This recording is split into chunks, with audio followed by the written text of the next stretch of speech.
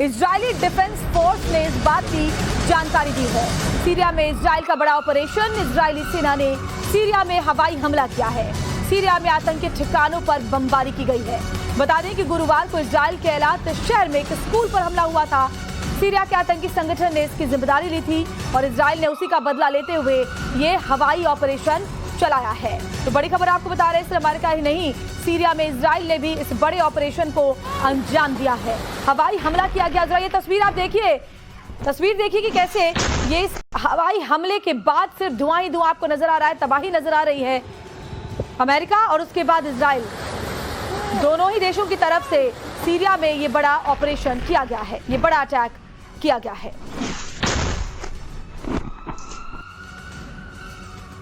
तो बड़ी खबर हम आपको बता रहे हैं, जरा देखिए इस तस्वीरों को। ये सीरिया की तस्वीर हम आपको दिखा रहे हैं और सीरिया ने जो अटैक किया था उसके रिटेलिएशन में ये बड़ा हमला अब इजराइल की तरफ से किया है, क्योंकि इससे पहले इजराइल के एलात शहर में एक स्कूल पर सीरिया की तरफ से अटैक किया गया था। सीरिया के आतंकी संगठन ने इसकी जिम्मेदारी ली थी। अब उसी के जवाब में ये बड़ा हवाई ऑपरेशन चलाया गया है।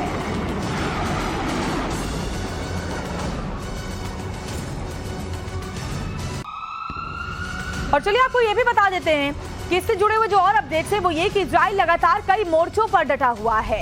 जैसे कि आपको बताया कि सीरिया में भी अटैक किया गया है, तो कई मोर्चों पर इजराइल डटा हुआ है। आपको मैप के जरिए भी समझाएंगे कि गाजा पट्टी में हमास के खिलाफ इजराइल का ग्राउंड ऑपरेशन जारी है। हवाई हमले तो हो ही रहे हैं, वो तो शुरुआत से हो रहे हैं जब से इजराइल पर अटैक हुआ था, लेकिन इसके अलावा ग्राउंड ऑपरेशन भी तेजी के साथ चल रहा है। वेस्ट बैंक में भी लगातार इजरायली डिफेंस फोर्स के जवान आतंकियों का सामना कर रहे हैं। इसके अलावा लेबनान में भी हिजबुल्लाह के ठिकानों को निशाना बनाया जा रहा है और साथ ही सीरिया में भी आतंकियों के खात्मे के को लेकर लगातार बम बरसाए जा रहे हैं। और ये देखिए मैप के जरिए आपको हम समझाने की कोशिश करते हैं कि कौन कौन से वो फ्रंट है जहां पर इजराइल दुश्मनों के साथ जूझ रहा है। तो देखिए सबसे पहले अगर बात करें गाजा पट्टी की, तो आप जानते हैं गाजा पट्टी तो सबसे पहले टारगेट में है। सबसे ज्यादा तबाही वहीं देखने को मिल रही है, क्योंकि हमास के आतंकियों का ये गढ़ है गाजा पट्टी। उसके ऊपर लेबनान, क्योंकि हिजबुल्लाह के आतंकी लेबनान सीमा से इजराइल पर अटैक कर रहे हैं, तो वहां पर भी इजराइल की सेना की तरफ से, इजरायली डिफेंस फोर्स की तरफ से जवाब दिया जा रहा है। इसके अलावा सीरिया, क्योंकि सीरिया भी लगातार इसमें अपनी इन्वॉल्वमेंट बनाए हुए है। सीरिया की तरफ से इजराइल के एक स्कूल पर अटैक किया गया था, उसके जवाब में सीरिया पर भी हमले किए गए हैं, हवाई हमले। और वेस्ट बैंक के जेनिन शहर में हमने आपको तस्वीरें दिखाई थी कि किस तरीके से इजरायली डिफेंस फोर्स लगातार अटैक कर रहा है। कर्नल राठौर, तो कई ऐसे फ्रंट हैं, क्योंकि कोशिश यही थी कि वो देश, वो आतंकी संगठन जो हमास के आतंकियों का समर्थन करते हैं, वो इजराइल को चौतरफा घेरें और इजराइल को परेशान करें। लेकिन इजराइल 35 दिन हो चुके हैं, सभी फ्रंटों पर उतनी ही मुस्तैदी के साथ इजरायली डिफेंस फोर्स के जो जवान है वो मुंहतोड़ जवाब दे रहे हैं ना, बल्कि नेस्तनाबूद कर रहे हैं आतंकियों को। देखिए, यहीं पर इजराइल को अमेरिका के सपोर्ट की जरूरत पड़ती है। अगर अमेरिका इजराइल के साथ ना खड़ा हो तो अरब देश इजराइल को घेर करके हरा सकते हैं। अभी इजराइल चाहता है कि कोई उसे परेशान न करे ताकि गजा पट्टी पे वो कंसंट्रेट कर सके। आप देखेंगे वेस्ट बैंक में जो कल तक लॉ एंड ऑर्डर सिचुएशन थी वो एक कॉन्फ्लिक्ट में तब्दील हो गई है। एयरफोर्स का इस्तेमाल करना पड़ रहा है, टैंकों का इस्तेमाल करना पड़ रहा है और वहाँ कैजुअल्टीज हो रही। अगर इसी में हिजबुल्लाह ने फुल फ्लेजेड वॉर खोल दिया इजराइल के खिलाफ, तो इजराइल का वॉर एफर्ट दो भागों में बट जाएगा। इसलिए जो अमेरिका है इसीलिए साथ खड़ा है, भूमध्य सागर में खड़ा है, हवाई ताकत दिखा रहा है ताकि हिजबुल्लाह और लेबनान चुप रहें। बिल्कुल सर, बड़ी बात आप कह रहे हैं। एक बड़ी खबर इस बीच सामने आ रही है। जंग के बीच मिडिल ईस्ट देश यमन ने दावा किया है। यमन ने अमेरिका को लेकर एक बहुत बड़ा दावा किया है। अमेरिका की तरफ से ड्रोन गिराने का दावा यमन की तरफ से किया गया है। तो बड़ी खबर यमन से जुड़े इस दावे की। तो मिडिल ईस्ट देश पहले भी अमेरिका के खिलाफ नाराजगी जाहिर कर चुके हैं, लेकिन यमन ने यह दावा किया, दावा ये कि अमेरिका की तरफ से ड्रोन को गिराया गया है। अमेरिका की तरफ से ड्रोन गिराने का ये दावा किया गया और इसकी देखिए एक इमेज भी, तस्वीर भी जारी की गई है। यूएस को ड्रोन को गिराया गया है, ये दावा यमन ने किया है। तो बड़ी खबर, अमेरिका का एक ड्रोन गिराने का दावा यमन की तरफ से किया गया है। और एक बड़ी खबर और आ रही है, इजराइल हमास की जंग के बीच बड़ी जानकारी है। इजरायली प्रधानमंत्री बेंजामिन नेतन्याहू ने बड़ा बयान दिया है। पीएम नेतन्याहू ने कहा कि गाजा में युद्ध खत्म होने में चाहे कितने भी दिन लगे, इजरायली सेना जंग जारी रखेगी, यानी गाजा पट्टी पर ये हमले रुकने वाले नहीं हैं। इजरायली पीएम नेतन्याहू ने हमास को एक क्लियर मैसेज दिया है। गाजा पट्टी में हमास के खिलाफ ये जंग जारी रहेगी। नेतन्याहू ये साफ चुके हैं और ये भी कहा कि जब तक हमास की हार नहीं हो जाती तब तक इसी तरीके से हमले जारी रहेंगे। हमास को हराने में फिर चाहे कितना भी वक्त लग जाए उतना समय इजराइल लेगा, लेकिन इजराइल रुकने वाला नहीं है। इजरायली पीएम ने एक बयान में इस चैनल को इंटरव्यू दिया था जिसमें उन्होंने साफ कहा कि इजरायली सेना हमास के खात्मे तक पीछे नहीं हटेगी, चाहे कितना भी वक्त लग जाए। There won't be a ceasefire without the release of the Israeli hostages. That's not going to happen. No, the fighting continues against the Hamas enemy, the Hamas terrorists, but in specific locations for a given period of a few hours here, a few hours there, we want to facilitate a safe passage of civilians away from the zone of fighting. Colonel Rathore, जब Hamas के आतंकियों ने Israel पर यह attack किया था उस वक्त ये सोचा था कि हम बंधक बना लेंगे, अगर हम जो फिलिस्तीनी है उनको ह्यूमन शील्ड के तौर पर इस्तेमाल करेंगे तो शायद इजरायली सेना रुक जाएगी और गाजा पट्टी पर इतना बड़ा अटैक नहीं करेगी। लेकिन इजरायली डिफेंस फोर्स ने बहुत ही सिस्टमेटिक तरीके से आगे बढ़ते हुए बड़ा नुकसान गाजा पट्टी पर पहुंचाया है और जो कोशिश, जो मंशा हमास के आतंकियों की थी वो पूरी तरह से फ्लॉप कर दिया है। देखिए, ये हमास की स्ट्रेटजी थी। युद्ध में आप अपोनेंट की स्ट्रेटजी को हराते कैसे हैं ये देखा जाता है। हमास की स्ट्रेटजी थी कि आप 7 अक्टूबर को हमला करें, उसके बाद गाजा पट्टी में छिप जाएं, इजराइल का हमला होगा और उसमें सिविलियन मारे जाएंगे, ह्यू एंड क्राई होगी, सीज फायर हो जाएगा। ये उनका प्रिजम्पशन था इस वॉर के लिए। और अगर इजराइल रुक जाता तो हमास की जीत हो जाती, लेकिन इजराइल ने रुके बगैर जिस तरीके का भीषण युद्ध कर दिया जिसमें 12,000 लोग मारे गए, आधे से ज्यादा गाजा पट्टी की इमारतें गिर गईं। अब हमास को समझ में आ रहा है कि इजराइल जो कर रहा है उन्होंने इसकी कभी उम्मीद नहीं की थी। उन्होंने कोई 2-4 हजार डेथ की उम्मीद की थी, लेकिन इन्होंने अभी शुरुआत है। जैसा आपने कहा, नॉर्थ गाजा पट्टी में आए हैं, खान यूनिस में अटैक्स हो रहे हैं, सिविलियंस को जाने का रास्ता मिल रहा है।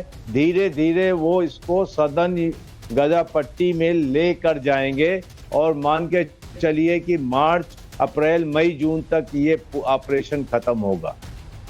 बिल्कुल सर, और कोशिश हमास के आतंकियों की यही थी। उनको लगता था कि बंधक बना लेंगे तो इसके हिसाब पर हम बार्गेन कर पाएंगे, ब्लैकमेल कर पाएंगे, और साथ ही ये भी कि कोलेटरल डैमेज अगर होता है सिविलियंस का, अगर हम ह्यूमन शील्ड के तौर पर इस्तेमाल करते हैं तो इंटरनेशनल सेंटिमेंट इजराइल के साथ नहीं रहेगा। लेकिन ऐसा कुछ भी होता हुआ नजर नहीं आ रहा है। जी हाँ, ये बंधक की बात जो थी, प्राइम ट्रम्प कार्ड, वो कोई खेल ही नहीं रहा है। वो बात भी नहीं कर रहे हैं बंधकों की अभी, और इससे हमास को लगता है कि बंधक छोड़ें या उनको रखें, क्योंकि बंधक के ऊपर कोई बात नहीं है। बंधक को ये मानते हैं मिल जाएंगे तो ठीक, नहीं मिलेंगे तो ऑपरेशन हम नहीं रोकेंगे। कम से कम अपोनेंट हमास को ये फील नहीं होना चाहिए कि बंधक हमारी कमजोर रग है। बिल्कुल सर, ये तरीका होता है निगोशिएशन का अपोनेंट से, खास करके टेररिज्म में। बिल्कुल सही तरीका है ये जी। एक और बड़ी खबर इस बीच सामने आ रही है। इजरायली सेना ने एक और बहुत बड़ा अटैक किया है। गाजा पट्टी में हमास के कई अड्डे तबाह कर दिए गए हैं। इजरायली सेना ने आतंकी ठिकानों को बर्बाद किया है। तो ये आतंकी जो कभी टनल में, सुरंग में, अस्पतालों में, स्कूल में छिपकर पनाह लेते हैं ताकि इजरायली सेना से बच जाएं, लेकिन ऐसा होता हुआ नजर नहीं आ रहा है। और हमास के नुकबा कमांडर को मार गिराया गया है। तो ये बड़ी खबर हम आपको बता रहे हैं। इजराइल हमास वॉर से जुड़ी बड़ी खबर ये कि गाजा के जबालिया में आईडीएफ ने बड़ा एक्शन लिया है। हमास के नुकबा के कई आतंकियों को ढेर किया है। हमास के नुकबा कमांडर को भी मार गिराया गया है। बताया जा रहा है कि कमांडर अहमद मूसा और उमर को ढेर किया गया। आईडीएफ और आईएसए का ये जॉइंट ऑपरेशन जिसमें ये बड़ी कामयाबी मिली है। और एक और बड़ी खबर, इजरायली सेना का एक और बड़ा अटैक। गाजा पट्टी में हमास के कई अड्डे तबाह किए। इजरायली सेना ने आतंकी ठिकानों को बर्बाद किया है। और जो तस्वीरें हम आगे आपको दिखाएंगे उसको देखकर आप समझ सकते हैं कि कैसे गाजा पट्टी पूरी तरह से शमशान में तब्दील होने जैसा है। इस वक्त हालात ये हैं कि जहां तक निगाह जाती है सिर्फ और सिर्फ बर्बादी का मंजर पसरा हुआ है। वॉर जोन से एक और बड़ी खबर, गाजा से एक और तस्वीर आपको दिखाते हैं जिसे देखकर तबाही का अंदाजा आप लगा पाएंगे। ड्रोन तस्वीर गाजा से तबाही की सामने आई है। और ड्रोन तस्वीर को जरा देखिए, गाजा पट्टी में चारों तरफ तबाही के निशान बने हुए हैं। ये देखिए, ये जरा देखिए, आपको चारों तरफ मलबा ही मलबा नजर आ रहा है। और ये बात जब 7 अक्टूबर को हमला किया गया था तभी इजराइल ने साफ कर दिया था कि बहुत बड़ी गलती हमास के आतंकियों ने कर दी है और उस गलती का खामियाजा इन तस्वीरों के जरिए जरा आप देखिए, साफ देखा जा सकता है कैसे बड़ी बड़ी बिल्डिंग्स अब जमींदोज हो चुकी हैं, मलबे में तब्दील हो चुकी है। ऐसा लगता है जरा आप देखिए कि चारों तरफ राख ही राख है, मलबा है, कुछ भी नजर नहीं आता है।